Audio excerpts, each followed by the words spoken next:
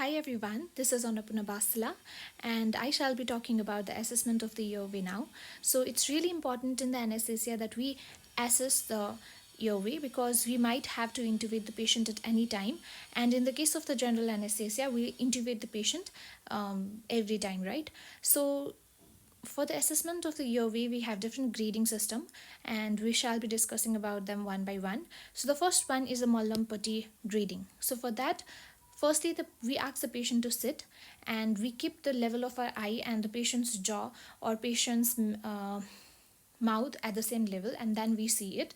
So the first one is Mallampati grading. So in the grade 1, what happens is the fossiliar pillars, soft palate, uvula, hard palate, all of them would be visible. So here we have uvula, we have the tonsils, and then we have the fossiliar pillars and soft palate and hard palate. All of them would be visible, and it's easiest to intubate the patient in this kind of grading.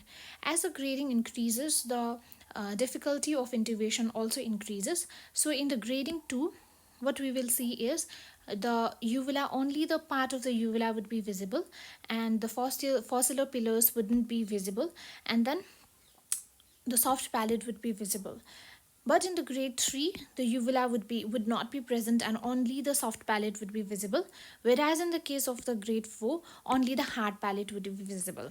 So there is one more grading that is known as a grading 0, and in this whole of the epiglottis would be seen, and we have to understand that it's most difficult to intubate in the patients with a grade 0. Okay, so grade 0, then comes grade 4, and then it decreases. Okay, so that's about the Mallampati grading systems. So another we have the thyromental distance. So the thyromental distance is the distance between the upper edge of the thyroid cartilage and the mentum. So it should be greater than 6.5 centimeter or it should be greater than 3 fingers breadth. Okay, then we have the mentohyoid distance or the hyomentoid mental distance. So it's between the hyoid cartilage and the mentum, and it should be greater than 2 fingers breadth. And then we have TMJ movement. We ask the patient to open and close the mouth and see if the movement is enough or not. And then we also have the mouth opening, that is the inter-incision distance would be greater than 2 fingers breadth. And one thing that's missed over here is neck mobility. We ask the patient to move the atlanto-occipital joint by flexing and extending the neck.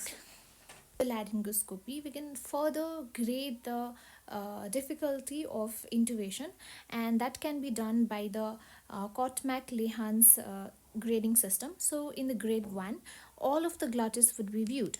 The anterior part would be viewed, the posterior parts would be viewed, and epiglottis would be seen, and all of them would be seen, and it's really easy to intubate in this case. However, in the grade 2, only the posterior part of the vocal cords would be seen, and in the grade 3, only the epiglottis would be seen, whereas in the grade 4, there will be no noticeable structure, and it's really hard in those cases. So what might be the reasons for the difficult airway or difficult intubations? We have a lot of reasons for that. There might be the inability to open the mouth, and it could be due to the abscesses at different reasons. There might be abscess in the submandibular region or in the retropharyngeal region. There might be trauma, maxillary or mandibular trauma. There might be mass in the oral cavity, or there might be what's known as the Ludwig's angina, and this is due to the, like, we can appreciate the picture, this is due to the cellulitis of the sublingual and the submandibular space, which involves the floor of the mouth. Okay, or there might be macroglossia, or there might be high arc palate or short neck, cervical trauma, large thyroid gland, or reduced mobility of the atlanto-occipital joint, which is especially seen in the case of the diabetes mellitus. Okay, um, and there might be laryngeal edema, tumor, stenosis or tracheal stenosis, tumor, kyphosis, absent denture, which leads to the slippage of the laryngoscope, or there might be obesity and there may be the presence of the beard, which leads to the difficulty bagging. Okay.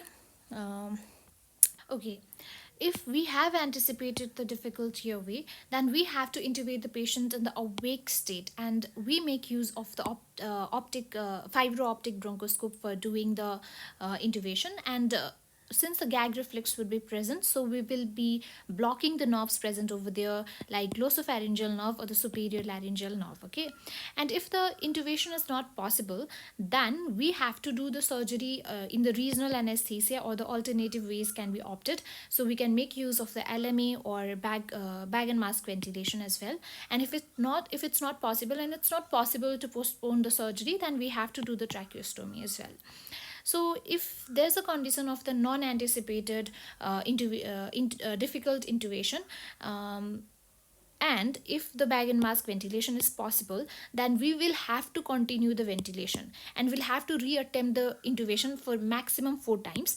And it can be done by changing the position of the head, or changing the blade, or we can externally manipulate the um, uh, larynx, or we can make use of the boogies, or style it, or also do the video laryngoscope. And if it's not possible, then we will have to make use of the intubating LMA. And if intubating LMA is also doesn't work, then we'll have to make use of the LMA.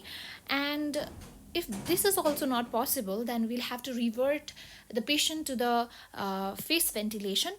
And due to certain reasons like laryngeal edema or excess secretion, if the ventilation with the bag and mask is not also possible, then we'll have to turn to the plan D, which we will be discussing now. So plan D is for the condition in which there is where there is no possibility of intubation, as well as no possibility of the ventilation with bag and mask. Okay, so for that, we'll have to call for help. Okay, then we'll have to retry the mask ventilation by holding with the 2 hands, and we'll ask the assistant to maintain the ventilation. And if the postponing of the surgery is not possible, then we'll have to put the patient in LME. And if it is also not possible, then we'll have to do the needle cricothyroidectomy, which should be replaced by the tracheostomy eventually. So that's it.